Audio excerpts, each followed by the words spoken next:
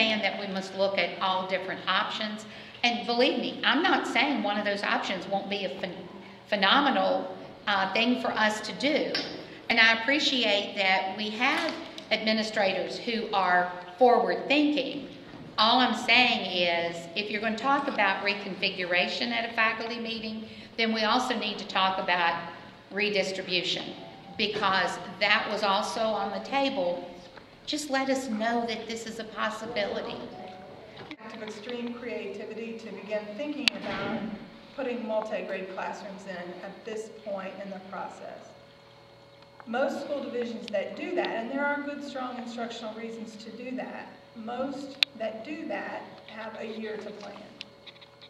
But the alternative to make these kinds of cuts had us looking at class sizes that were not only unattractive to teachers, but that would have put us out of compliance. And that's been an ongoing process as the budget numbers have changed from the state and other situations have changed. We've said, what are we looking at? How many positions can we keep? How many do we need to try and cut? So,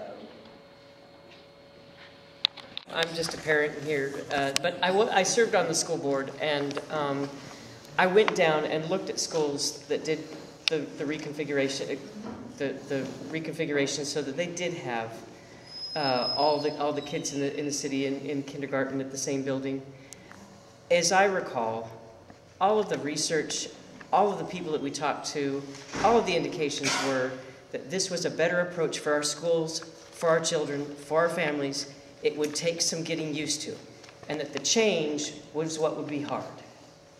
And it was worth it for the curriculum and the instruction, and it wasn't even being talked about as being a reduction in force issue. Now, whether or not it reduced any teachers, I think it was a good idea. I think the evidence of that was clear. I think every member on the school board at the time understood that it was a better choice, and the difficulty was in figuring out how to get us all behind and get it done, because it would require change. So if it does get us some cost savings, we're at a point in the budget where we need to look at cost savings. And that's something to see and say, oh, well, that is another potential benefit. But I remember doing the research, going to the places, looking at it, and this was worth doing for our kids, even if it wasn't out of desperation of budget. So maybe it's the first time people heard it. It's the first time I saw it tonight. We all heard it. We saw it. Let's get over that and talk about what's better for our kids. The other one as a board is that we're looking out for what's best for all the children. And I think that one of our considerations should be to save as many programs as we can for kids. That's what we're all about.